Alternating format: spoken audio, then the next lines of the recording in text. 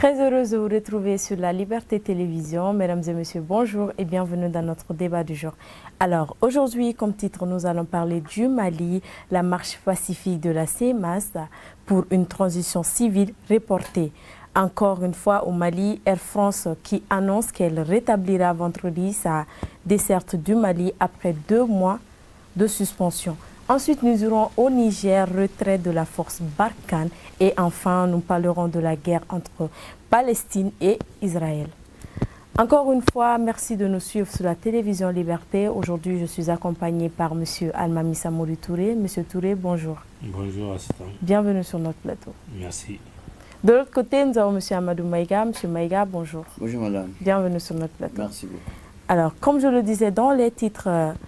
la coordination des mouvements, associations et sympathisants de l'imam Mahmoud Dicko, CMAS, a décidé de surseoir à la marche pacifique qui était prévue pour le vendredi prochain dans un communiqué. Alors, M. Touré, la marche qui prévoyait la CMAS a été reportée. Bon, c'est une bonne chose. Ouais.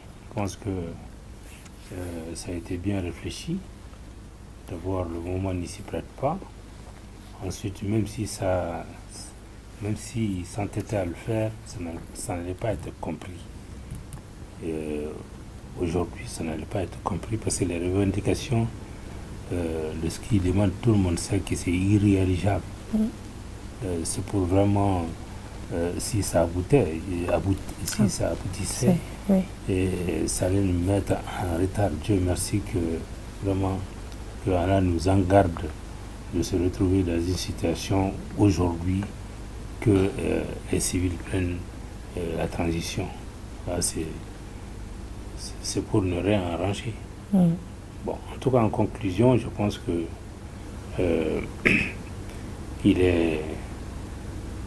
c'est salutaire quand même, parce que bon, sur l'effet de colère ou de déclarations et tout, on peut prendre des décisions.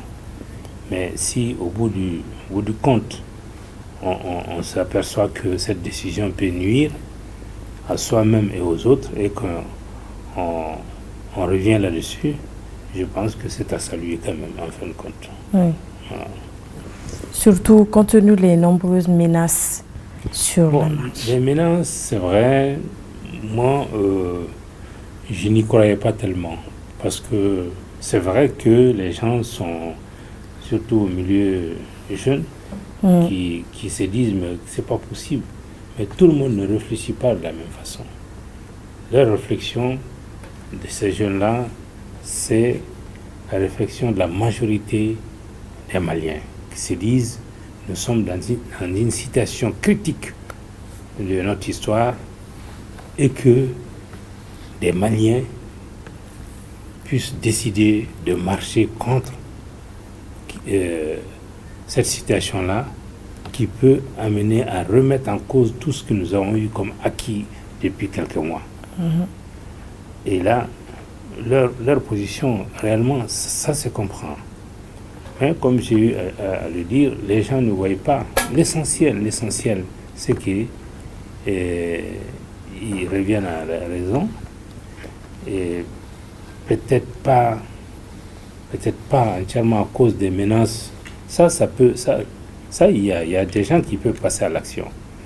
Mais je pense que quand on voit que la majorité des gens essayent d'intervenir de manière vraiment raisonnable,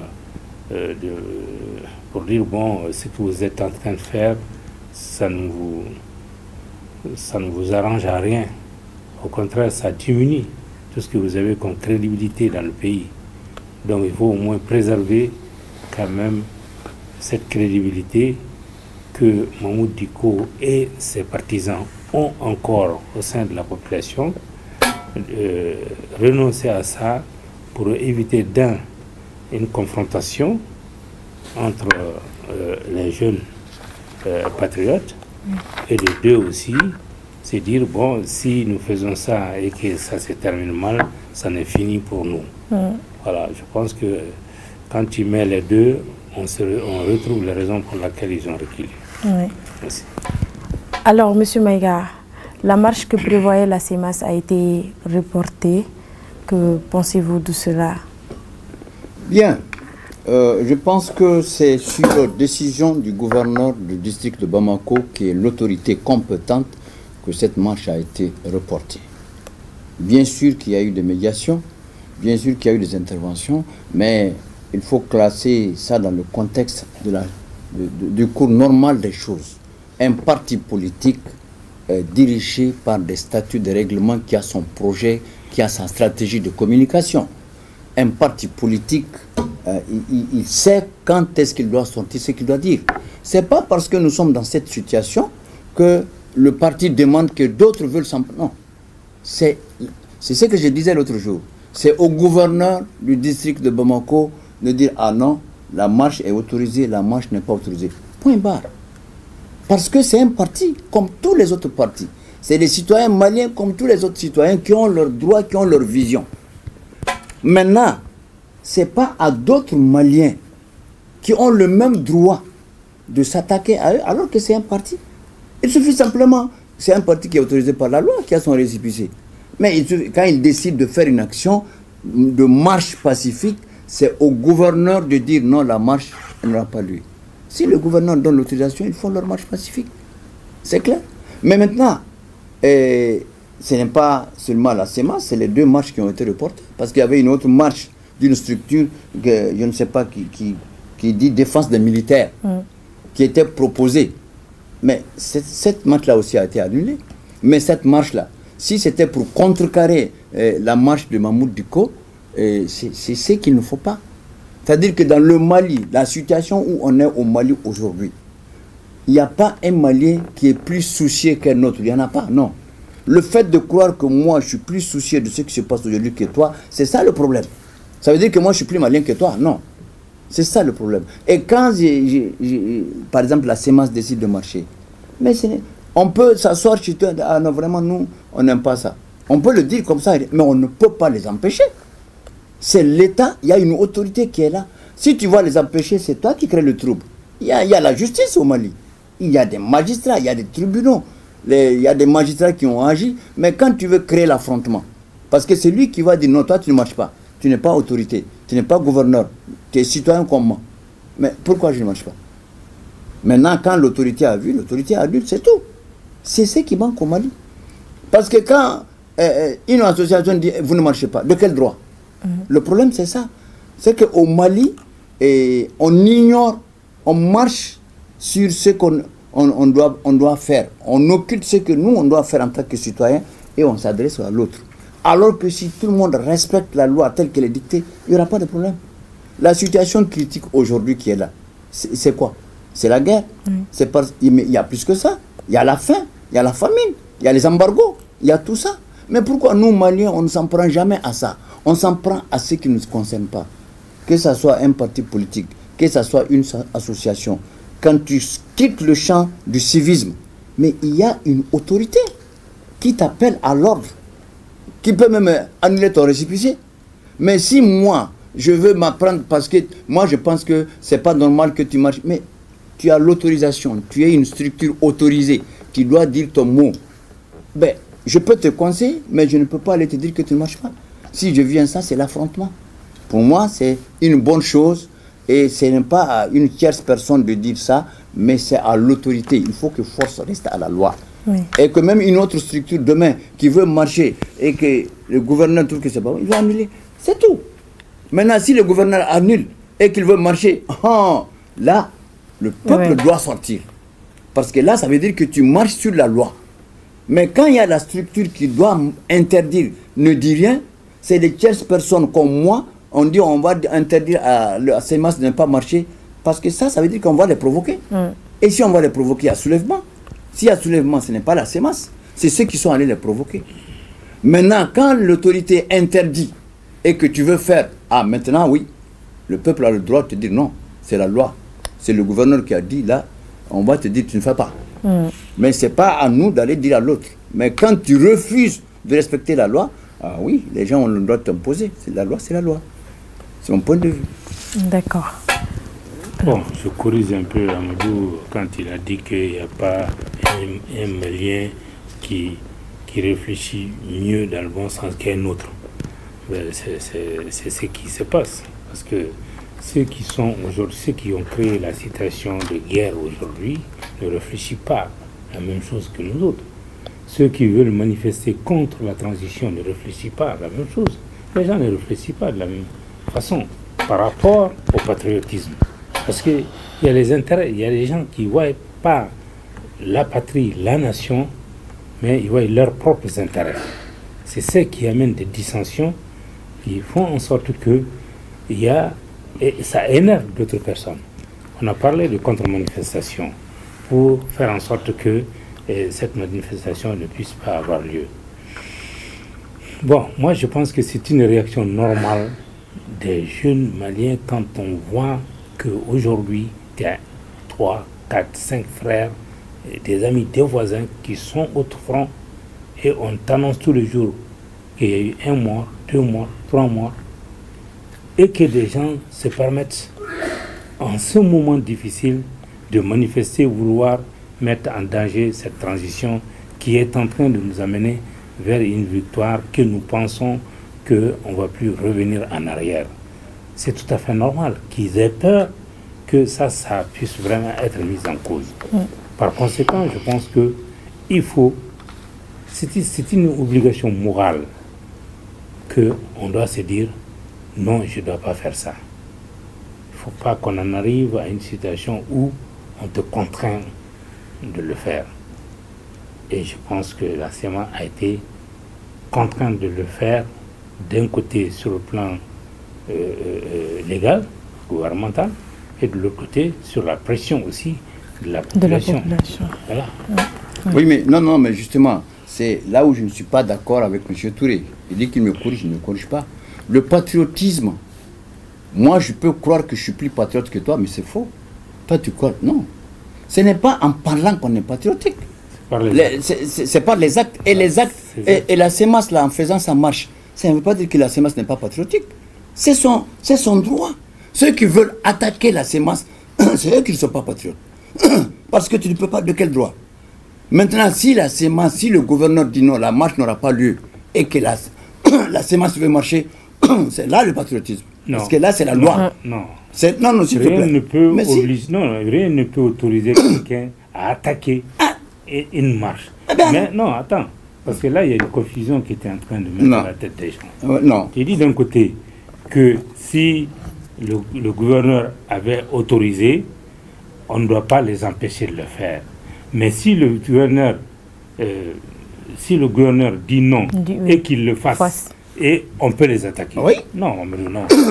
Alors, je vois que vous êtes en train de dénoncer. Force à la loi. Je veux dire, force à la loi, c'est ça. C'est-à-dire que si le gouvernement... Non, c'est ce que je suis en train de répéter. Il ne faut pas dénaturer. J'ai dit force reste à la loi. Je l'ai répété plusieurs fois, non? Force reste à la loi. Ça veut dire quoi? Si la CEMAS n'avait pas été interdite par le gouverneur, mais personne n'a le droit de les empêcher de marcher. Quelle que soit la situation, eux, ils savent pourquoi. Ils vont parler. Ce n'est pas un truc, c'est une association politique qui a sa vision. Maintenant, si le gouverneur, si l'autorité, même si ce n'est pas le gouverneur, Bamako c'est le gouverneur, interdisent la marche, et que maintenant, malgré tout ça, il veut marcher, oui, là, le peuple va sortir pour te dire non, tu respectes la loi. Et c'est ce qui manque au Mali. Parce que ceux qui veulent l'attaquer, ça veut dire qu'eux, ils vont l'attaquer. De quel droit? Je suis d'accord, comme ceux qui sont allés les voir, plus dire non, il faut ce soir. Tout ça, c'est bon, bon office. Mais quand ils sortent, si toi tu sors pour les attaquer, de quel droit? Et ils disent marche pacifique, ils vont dire ce qu'ils ont à dire et ils retournent à Bana. Mais si l'autorité dit non, ne fais pas ça, et que tu veux faire, ah oui, les citoyens ont le droit de te dire non, tu respectes le pays. C'est ça. Deuxièmement, pour la transition, là, en la respectant, il faut, justement, c'est en respectant la loi qu'on respecte la transition, qu'on soutient la transition. Quand tu veux créer des histoires, parce que d'aucuns n'ont pas les mêmes idées que toi, non, toi, tu vas les attaquer. Mais ça va amener le trouble. C'est ça qui dérange la transition. C'est qui respecte la transition ou la loi, c'est la même chose. Maintenant, sur le terrain. C'est ce qu'on fait subir maintenant, ceux qui ont des armes, parce qu'ils n'ont pas la même vision que nous. Et c'est ce qui est en train de... Ah non, ceux qui ont des armes, c'est pas la même chose. Si on prend depuis le pacte national jusqu'à aujourd'hui... On ne peut ni les comprendre, ni les soutenir. Non, il y a des gens qui les soutiennent, mais ils ne comprennent pas. La réalité, c'est que les gens qui nous attaquent aujourd'hui, c'est des rebelles. Ils sont hors la loi. Mais quand tu es hors la loi, personne, aucun Malien ne va s'entendre avec toi. Personne. Parce qu'eux-mêmes, ils savent que ce qu'ils demandent là, ça ne peut pas se passer. C'est pas possible. Ça, c'est pas possible. Si c'est sur ce terrain-là, mais les jeunes ont raison. Mais par exemple, quand d'autres structures, Touré a dit la situation critique. La situation, elle est critique où? Prenons Anafif, là où l'armée a occupé l'autre jour. Quand tu quittes Al-Moustapha, lui, il connaît. Il a traversé, je crois, si j'ai bonne mémoire, depuis Borj jusqu'à Gao. Tessalit. Voilà, depuis Tessalit jusqu'à Gao. Mais Anafif, tu quittes Gao, tu viens en Tarkin, tu viens à Al-Moustapha, Anafif. C'est un terrain où cette partie-là a été donnée à ces mouvements armés à travers les accords. Mais quand la transition est venue, la transition a bien vu pour dire, ah, les accords là, il faut faire une lecture intelligente. Mais il ne peut pas avoir deux armées dans un pays. C'est pas possible. Malgré tout, on a arrangé, on a fait des faveurs. Mais ils ont outrepassé. Ils ont outrepassé. C'est depuis que la transition a coupé les émoluments, les avantages qu'ils ont gagnés, qu'ils ont commencé à... Mais la résolution des Nations Unies a dit clairement que les emprises là vont être restituées à l'État. Est-ce que ça vaut le coup de guerre? Et comme tu le dis, mais quand tu n'acceptes pas ça, tu attaques tout le Mali. Et tout le Mali va réagir. C'est différent de la marche. La marche, c'est un truc citoyen. Est-ce que tu vois? Maintenant, pourquoi nous, Maliens, là, je suis intéressé par le truc de Touré, là. Pourquoi nous, Maliens, c'est ici à Bamako qu'on crie? Tout le monde crie à Bamako. Mais allons-y sur le terrain. Moi, je pense que si on partait tout ce monde-là qui crie ici, là, si on prend la direction de là où il y a les opérations, là, même si c'est pour de l'eau, là, on peut puiser de l'eau, on peut aider. Là, c'est mieux. C'est mieux que rester ici, on fait des histoires. Mais nous tous, on peut descendre sur le terrain. On peut aller à Tessalit, on peut aller à Kidal, on peut aller à Douanza, on peut aller à Koro. On est que les jeunes s'entretuent ici, là. Mais allons-y sur le terrain. C'est mieux là-bas. Ici, chacun dit oui, oui, oui, oui. Du bruit seulement. Mais en quoi ça arrange la transition? Parce que personne n'aime la transition mieux que l'autre, c'est pas vrai. C'est notre autorité à nous tous. Maintenant, lui, il a raison. Les partis politiques qu'on n'entend pas ont leur vision. Peut-être, ils font des manigances en bas, mais cette transition-là, mais elle va réussir. Parce qu'il y a des actes qui sont en train d'être posés. Il y a des actes. Maintenant, les gens qui sont à Bamako, ah oui, oui, il y a les armes, ah oui, mais c'est pas ça. Ça, là, on le dit, c'est la parole, comme tu le dis. Mais l'acte, comme il a dit, l'acte, c'est quoi? L'acte, c'est, ok, on décide, on va à Gao. On décide, on va à Douanza. On décide, on va à Kaï. On va à Nara, parce que là-bas aussi, il y a des incursions. On va, maintenant, tout ce monde va se constituer en groupe de réserve. C'est comme ça on aide. Ou bien le pays se reprend. Les politiciens là se reprennent pour dire, bon, la prolongation dont la transition a parlé là, ils n'ont qu'à aller jusqu'à X. Pour moi, c'est comme ça. Mais un citoyen ne doit pas empêcher un citoyen ses droits. D'accord. Alors, comme je le disais dans les titres, Air France va recommencer à desservir le Mali à partir de vendredi, a annoncé mardi la compagnie aérienne qui avait suspendu cette ligne début août dans la foulée du putsch au Niger. Alors, M. Touré, pourquoi cette révision de décision de l'Air France? Bon, quand vous voyez ce qui s'est passé au Niger et que le président français Macron a décidé de dire que mon ambassadeur ne bougera pas, l'armée française ne bougera pas, c'est parce qu'il n'y a pas une considération. Nous, on n'est pas considérés du tout par la France. Ils ont donné l'indépendance, comme De Gaulle a eu à dire au président Sékou Touré, prenez-la avec ses conséquences. Les conséquences de l'indépendance, c'est qu'il faut se plier à la France, ou alors il va se créer des situations qui feront en sorte que tu vas regretter ce que tu fais. Bon, c'est ça, c'est la droite ligne. Macron, il n'est pas né pendant les indépendances. Il est le même âge que la jeunesse malienne, qui doit réfléchir dans le même sens que d'abord les droits de l'homme. Quand j'entends les Européens dire droits de l'homme, démocratie, machin, tout ça, mais Et ils font des choses pires que... Ce qu'ils revendiquent. Ce qu'ils revendiquent dans nos pays. Et quand vous voyez notre situation, je reviens à Air France, qui a emboîté le pas aux sanctions que la France veut mettre sur nous, c'est-à-dire fermeture des frontières, interdiction de vol, ainsi de suite, pour vraiment, au monde moderne où nous sommes aujourd'hui, comment on peut prendre des décisions de cette nature?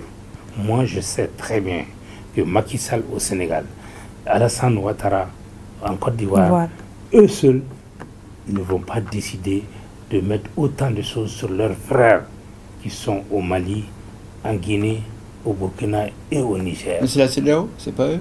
Je sais qu'ils ne vont jamais le faire, mais la pression française est telle que s'ils ne le font pas, ils vont perdre tout ce qu'ils ont volé et qu'ils ont mis de côté, et qu'ils préfèrent vraiment obéir et soutenir les décisions françaises que vraiment de défendre leurs parents, leurs frères. Moi, je pense que pour être objectif dans cette affaire, je pense que nous devons continuer à se battre, comme le Mali a eu l'affaire, comme le Burkina a eu l'affaire, comme le Niger est en train de le faire. C'est échec par échec, échec par échec, ils vont comprendre que, en fin de compte, ces gens-là, il vaut mieux trouver une autre solution avec eux et abandonner l'ancienne méthode qu'ils appliquent pour dire si tu ne fais pas, il y a le bâton qui est là. Aujourd'hui, ils se rendent compte que tout ce qu'ils ont eu à apprendre, ils ont échoué. Air France a échoué en voulant réellement appliquer ces sanctions. Et je pense que le Mali a accepté sur des conditions qui sont simples. D'abord, la priorité des priorités, tu ne peux pas en tant que compagnie aérienne commerciale, tu desserres ton pays à un autre pays. Ton pays est en conflit avec ça, et toi, en tant que société, tu te mêles là-dedans. Ça, c'est ça. À partir du moment où ils ont signé des engagements en ce sens-là, je pense que c'est petit à petit que la considération, ce que nous cherchons, c'est notre considération.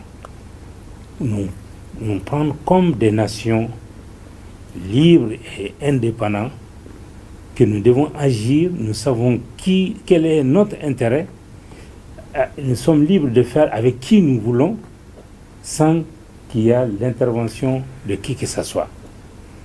Donc il faut que la France sorte de ce carcan qui s'est imposé. Et je sais que pour eux, ce n'est que le début. Le reste est à venir. Ils n'ont qu'à se préparer pour désormais vivre de leur sueur. Parce qu'aujourd'hui, ils vivent la sueur des Africains.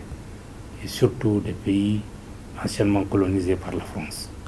Donc ils apprennent à changer. Le monde va changer, qui change avec. L'Afrique va changer. Le monde de la CEDEAO va changer d'une manière radicale, qu'on veut ou non. Parce que je sais que les jeunes ne vont pas croiser les bras dans les pays comme au Sénégal, comme en Côte d'Ivoire, et encore moins au Bénin et au Togo et au Ghana. Et le Nigeria subit le sort dès maintenant.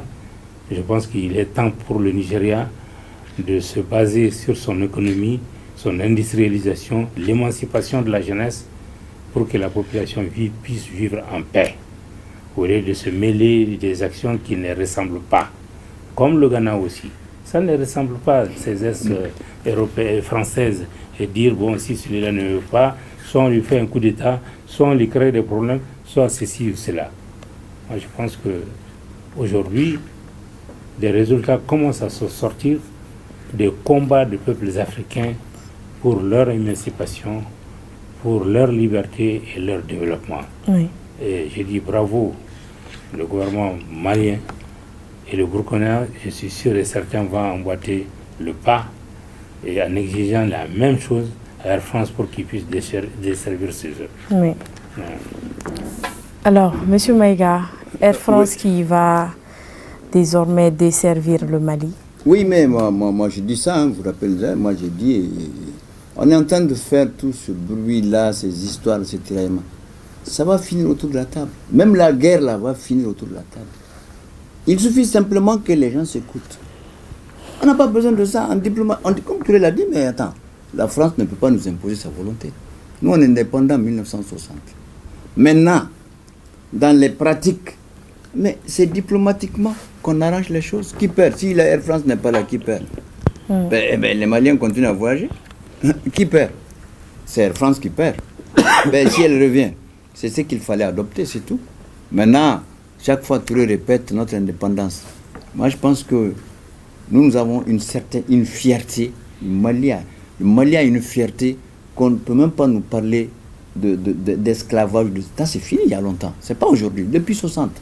Maintenant, dans les affaires et dans les échanges entre États, que ce soit multilatéral ou bilatéral, mais moi je pense que tant que les gens se retrouvent comme ils viennent de faire là, il n'y a pas de problème. Mais vouloir imposer, au Mali ça ne passe pas. Non, jamais. Au Mali ça ne passe pas du tout. Quelle que soit l'affaire, quelle que soit la situation, si on connaît les grands empires du Mali, les descendants et les valeurs auxquelles le Malien tient, quand tu veux imposer aux Maliens, tu perds ton temps. Non. C'est pourquoi j'ai dit, moi je savais, je l'ai dit. Même les autres vont venir. C'est pas Air France la compagnie. Les Français, là, les Maliens vont se retrouver ici au Mali. On va voir. C'est ça la vie. On ne peut pas. Aujourd'hui, dans le monde qui est aujourd'hui, là, on ne peut pas vivre seul. On est obligé de s'accepter. Il n'y a pas d'esclaves, il n'y a pas de supérieurs, comme Touré veut le dire. Pour moi, les Français nous ont jamais manifesté ça, peut-être dans les affaires, mais pour Touré, il pense que nous, on est... Non, non. Nous, on est plus fiers qu'eux. Et comme il a dit, il a fait allusion à Alassane et au président Alassane Ouattara et au président Macky Sall. Je ne crois pas que eux, ça c'est la CEDEAO, c'est pas eux. Si, eux ils n'agissent pas seuls, ils agissent au sein d'une structure qui est la CEDEAO. Et la France n'a rien à voir avec les sanctions de la CEDEAO. Non, du tout. Du tout. La France, la CEDEAO c'est la France. C'est pas la même chose. Hein. Non, non, non. D'accord. Bon, moi, tout ce que je voudrais faire savoir à Ahmadou, que quand un peuple est là, un pays travaille, le fruit de ton travail, c'est pas toi qui garde, mais c'est un autre pays qui le garde et il va te donner ce que lui, il veut. Moi, je ne peux l'assimiler qu'à l'esclavage. Et nous sommes des esclaves au jour d'aujourd'hui de la France, tant que nous ne nous battons pas pour sortir de cette situation-là. La CEDEAO, une structure commune à nous. Le mois, tout ça c'est la France. La CEDEAO? Tout ça c'est la France. Ben, la CEDEAO? Bien sûr. Mais l'UMOA... Non. Oui. Non, la Mauritanie est sortie de l'UMOA. Non, la CEDEAO. Si, il est sorti de l'UMOA. La Mauritanie est sortie de l'UMOA. L'UMOA, c'est la monnaie. Ah. Ils ont leur monnaie, donc ils sont sortis de l'UMOA. Ils sont sortis aussi de la CEDEAO. Et pourtant, le pays vit. Il n'y a pas de souci. Oui, mais attendez. Bon, donc, moi, je pense qu'il faut qu'on soit courageux pour se battre, qu'on soit des vrais patriotes pour sortir de l'esclavage français. Sinon, on ne va jamais s'en sortir. On restera là-dedans. Et je sais que la jeunesse malienne, la jeunesse africaine vont se battre, c'est les patriotes. Cette situation de nous prendre en laisse et comme ça, comme un chien avec son maître. Et si tu touches à quelque chose, non, ne touche pas à ça, c'est fini. Non, je pense la jeunesse ne peut plus entendre parler de ce genre de choses. Pense que Et je pense que le président français Macron doit changer son langage. À chaque fois qu'il prend des décisions fortes comme ça tombe sur la France. Et c'est la honte pour la France. Parce que quand un président de la République prend une décision, non, ça, et puis tu es obligé de le faire après, c'est quoi? C'est la honte. À présent, nous irons au Niger, retrait de la force Barkhane. Après 10 ans de présence et de lutte contre le terrorisme au Mali et dans le Sahel, les militaires français ont enlevé leur retrait de nos pays. La force française Barkhane s'est réarticulée complètement sur le Niger, pareil que le Burkina Faso qui avait officiellement demandé le départ des troupes françaises présentes sur son sol. Alors, M. Touré, la force Barkhane qui quitte le Niger. Oui, c'est ce que je disais tout à l'heure, parce que leur situation était devenue intenable. Bon, quand on est dans un pays étranger, on a une force armée dans ce pays-là, il y a une population qui est là, il y a le peuple qui est là, une population qui a une fierté, une dignité, et qui entend des paroles d'un autre président dire non, ceci, non, cela. Moi, je pense que c'est irréfléchi, les décisions que le président Macron a eu à prendre concernant le Niger en disant que notre ambassadeur ne quittera pas, notre armée ne quittera pas, comme s'ils étaient, je ne sais pas, dans un département français. Alors qu'en réalité, le Niger, c'est un pays indépendant qui cherche vraiment à sauvegarder sa souveraineté, sa dignité. Le peuple ne peut pas accepter cet affront à son endroit. Et c'est la raison pour laquelle la situation est devenue intenable. Et la bouche qui a dit on ne veut pas quitter, c'est cette même bouche qui a dit que nous allons partir. Et ils partent où? Dans un pays voisin. Ils ont été cherchés du Mali, ils sont partis au Burkina et au Niger. Ils ont été chassés du Burkina, ils sont venus au Niger. Maintenant, ils sont chassés du Niger, ils vont partir au Tchad. Et là, ils vont créer des problèmes à ce monsieur qui va être là-bas. Ça, c'est sûr que les Tchadiens ne vont pas rester les bras croisés par rapport à une présence de l'armée française qui est injustifiée. La présence de l'armée française en Afrique, chez nous ici, est injustifiée. Ça n'a pas de sens. Ça n'a pas de sens. C'est pour tout simplement sauvegarder ceux qui sont en train de voler chez nous. Ils nous volent. Et puis aussi aider des ennemis de la nation à se maintenir. Aider les rebelles à pouvoir faire face à l'armée malienne. Bon, ce sont ces rôles-là qui jouent. Tout le monde a vu dès leur départ, au contraire, l'armée malienne a progressé. Nous avons gagné des terrains. Nous sommes en train de retrouver notre souveraineté, notre intégrité territoriale, malgré leur absence. Parce qu'ils avaient dit qu'une fois partir, c'est Bamako ils vont prendre Bamako. Au contraire, on est en train de prendre Anifis et Kidal et ainsi de suite. Tessalit, tu vois, jusqu'à la frontière algérienne. Moi, je pense que ça, ils ont montré là aussi qu'ils ont tort. En se disant, bon, on part, ça ne serait pas pour longtemps. Ils sont partis pour à jamais. Ils ne vont jamais venir dans notre pays parce que le retour de l'armée française ici au Mali, ça sera sur le corps du peuple malien qui vont le faire. Moi, je pense que le Niger, on le salue. Le président du Niger, on le salue. Le peuple du Niger, c'est le peuple vraiment courageux, déterminé à mourir pour leur intégrité. Et ils l'ont montré, ils ont eu la victoire. Et nous prions le bon Dieu que le processus qui est en cours puisse amener vraiment à bout et que le peuple nigérien puisse vraiment sortir de cette pauvreté dans laquelle la France les a mis. Parce que si on peut vous dire que le Niger extrait du pétrole aujourd'hui, le Niger raffine du pétrole pour faire de l'essence, le Niger extrait de l'uranium et le Niger vend de l'uranium, mais le Niger est le pays le plus pauvre du monde. C'est incompréhensible. La France ne devait même pas accepter ça pour leur honneur. Mais quand même, c'est des éhontés. Comment vous pouvez, dans un pays, exploiter ces ressources qui sont des ressources essentielles, énergétiques, que ce pays n'ait même pas un début d'industrialisation, que le chômage tient jusqu'à la gorge, la jeunesse ne fait rien.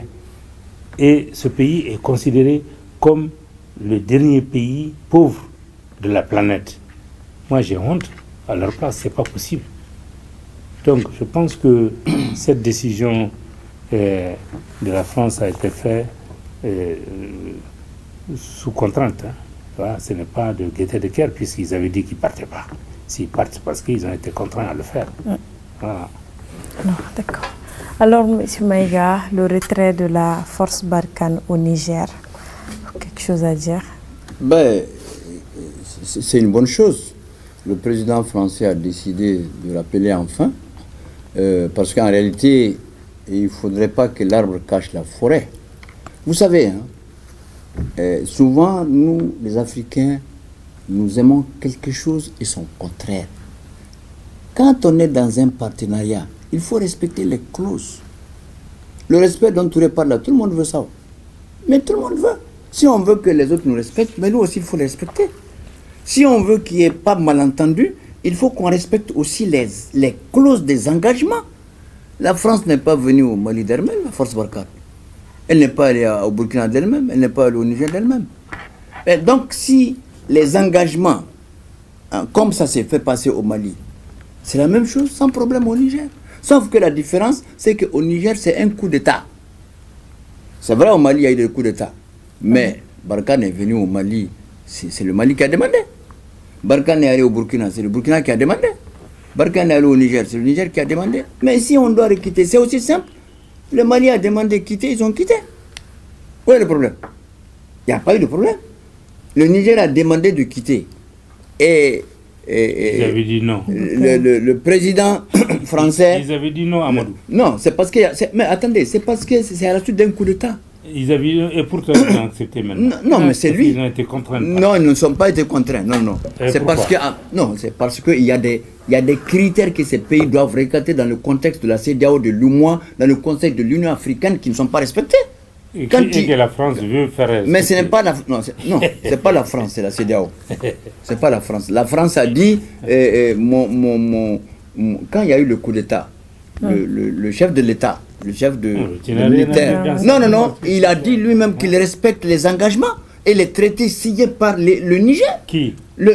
Tchani qui a fait le coup d'État. Non, on parle du départ... Non, mais attendez, c'est dans un contexte, vous avez dit qu'ils sont contraints.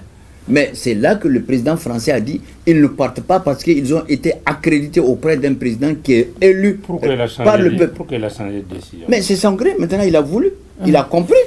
Mais il a compris que... Non, parce qu'on est arrivé à faire ce qu'on est en train de plaindre aujourd'hui, je ne sais pas, là où il y a la guerre là. Parce qu'en fin de compte, on a coupé même l'eau.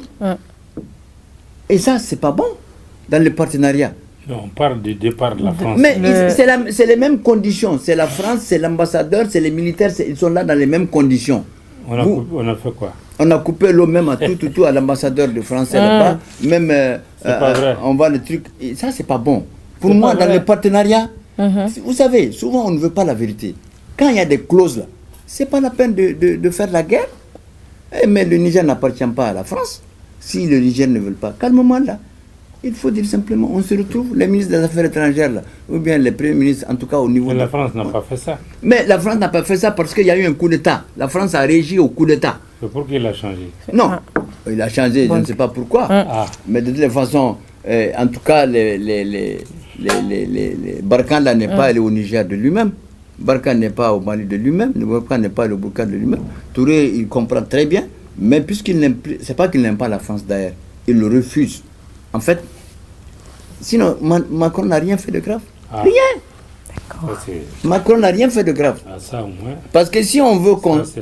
Qu'est-ce que Macron a fait? Rien. Macron a dit quand le Ghana avait la présidente de la CEDEAO, il dit j'ai instruit le président de la CEDEAO il ne peut pas dire ça. Pour qu'il prenne des décisions contre ces pays. Non, il ne peut pas dire ça. Il a dit. S'il a dit, c'est une erreur. Ah ben ça, tout le monde a entendu. S'il a dit, c'est une erreur. S'il a dit, c'est une erreur. Peut-être. Ils sont sur cette ligne-là. Oui. Voilà. Alors, de toute façon, c'est fini maintenant. C'est fini, non? C'est pas fini. Ils sont en train de partir, non? L'ambassadeur est parti. Oui. Les militaires sont en train de partir, non? Oui. Où est le problème encore? Parce qu'il faut laisser la France en paix. Le problème est là. Le problème. Mais quand on parle de la France, il est à la monnaie. Quelle monnaie? La monnaie. Bon, ça, c'est pas pour demain. Le franc CFA. C'est encore eux qui sont en train de faire. Ça, c'est pas pour demain. Ça, on attend encore. Oui. Il n'est pas dit que ça ne va pas se faire. Mais ça, vous ne pouvez pas.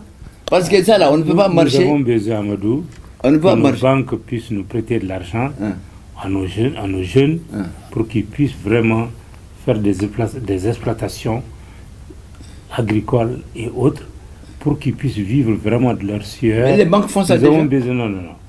Nous avons besoin de ça, ça c'est un.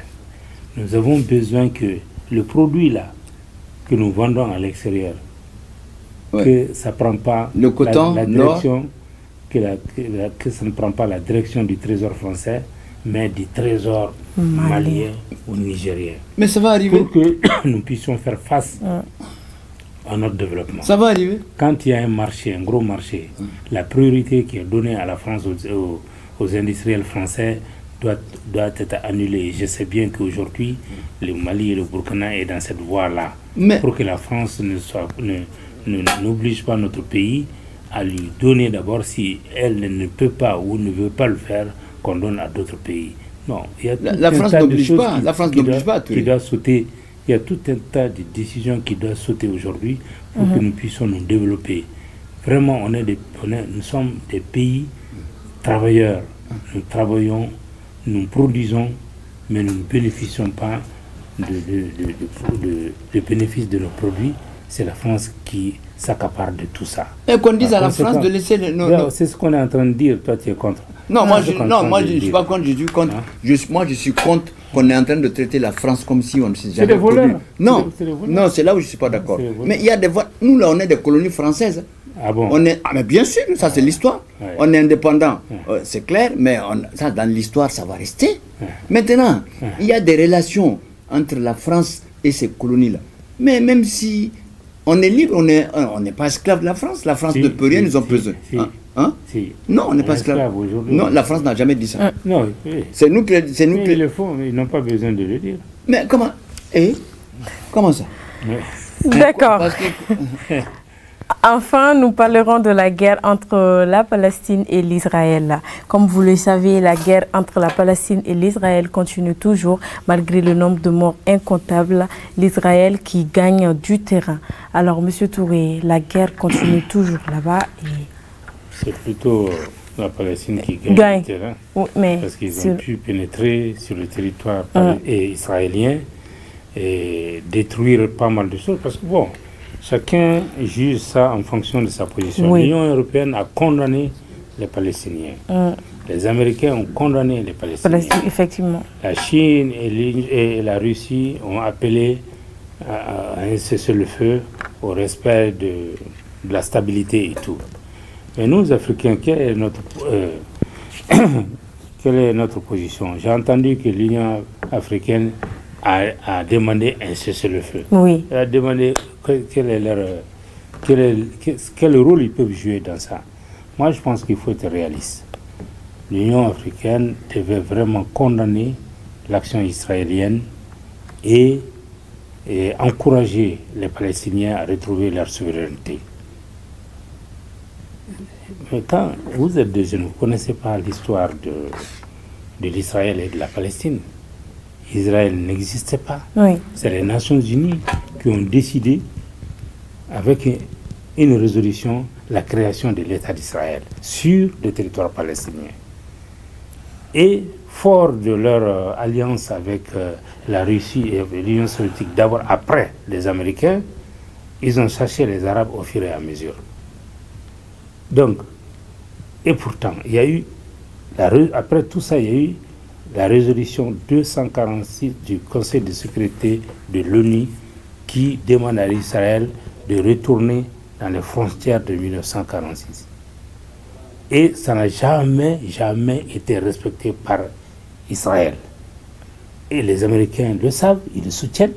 Les Français, l'Union européenne le savent, ils le soutiennent. Israël est sur le territoire occupé de la Palestine. Bon, quand les gens disent c'est une agression, est-ce qu'en tentant de mettre le pied chez toi où tu as été cherché, c'est une agression imprévue? Celui qui l'occupe, il sait bien que le propriétaire cherchera par tous les moyens de revenir chez lui.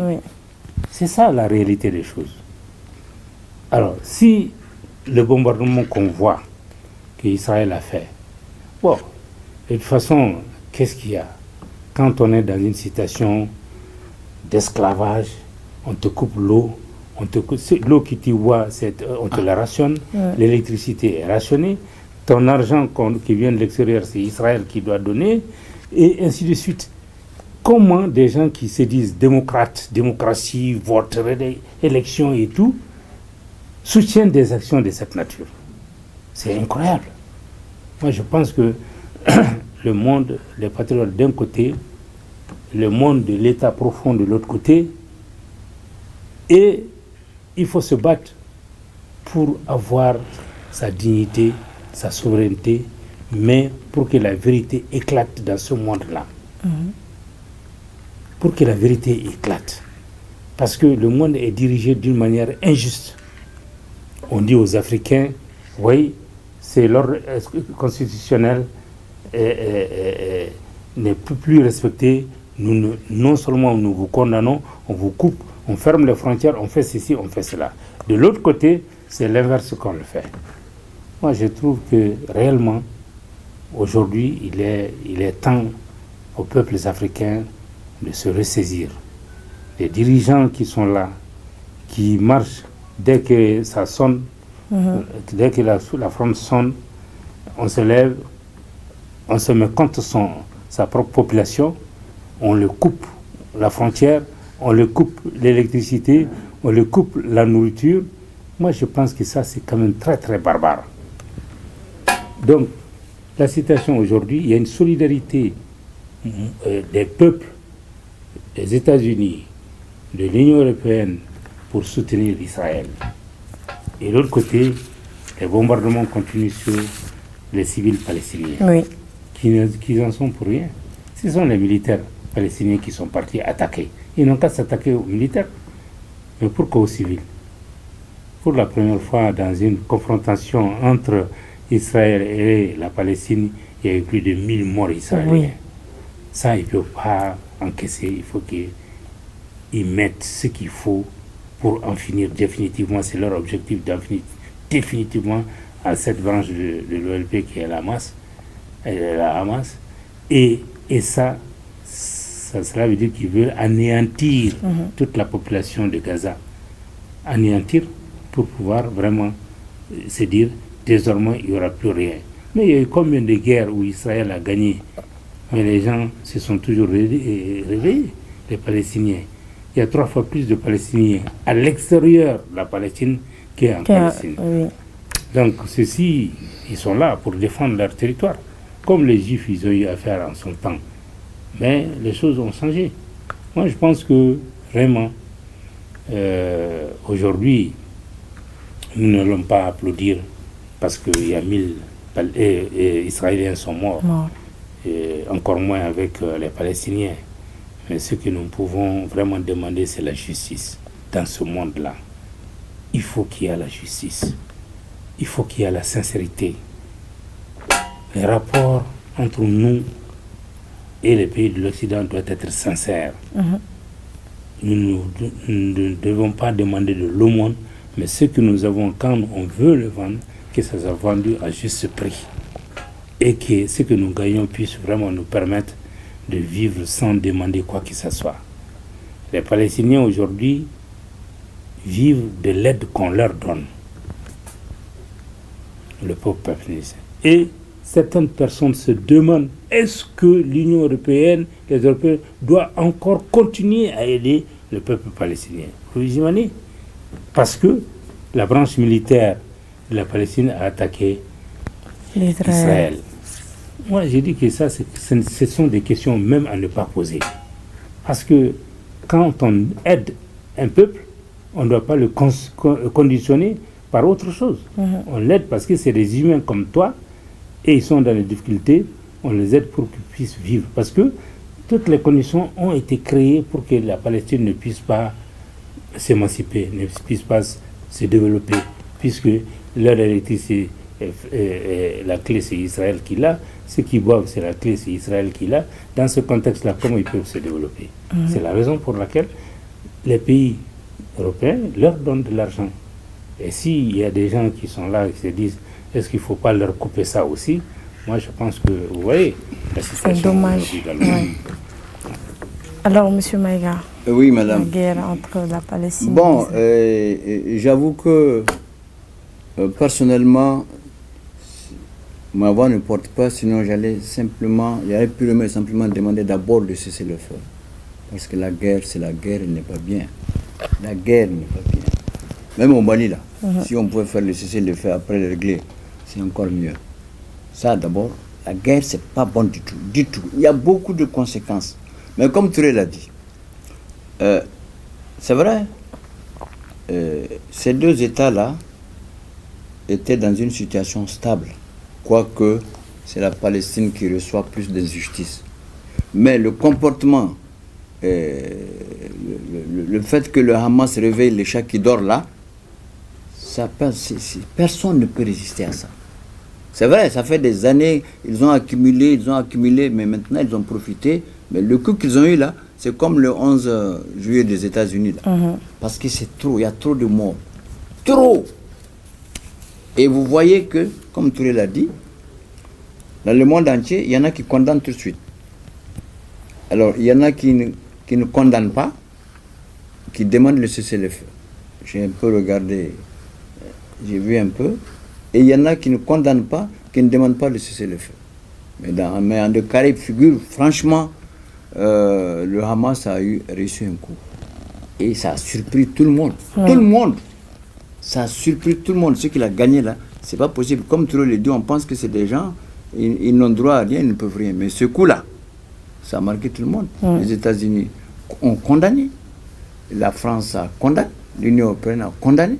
Mais j'ai vu dans le débat sur la France hier, c'est news qu'il y a quand même un parti politique qui a demandé de cessez-le-feu. Il y a un autre parti politique qui a dit non, mais ce qui se passe à Gaza, c'est inadmissible, comme tu le dis. Ils ont tout coupé. Donc les gens vont mourir là-bas. Ils ont coupé l'eau, ils ont coupé le gaz, ils ont coupé tout. Ça aussi, c'est inadmissible. Alors qu'ils sont sur leur territoire.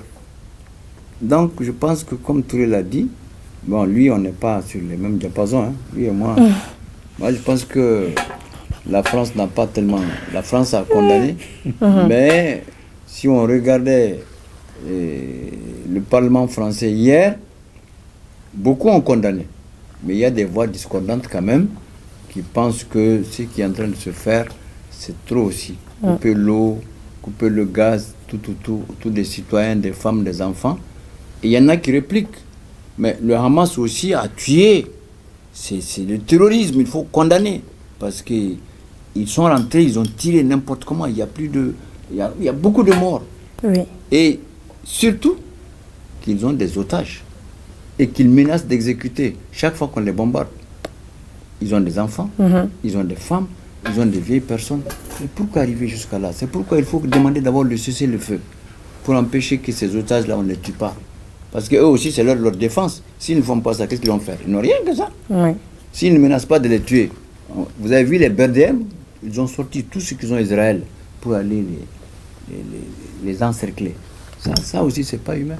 Oui. Moi, je pense que le cessez-le-feu, pour moi, je ne sais pas pourquoi les Américains, les Français, les Européens, là, peut-être tous les connaissent, soutiennent Israël, mais franchement, il faut appeler le cessez-le-feu. C'est encore mieux. La guerre, c'est pas bon.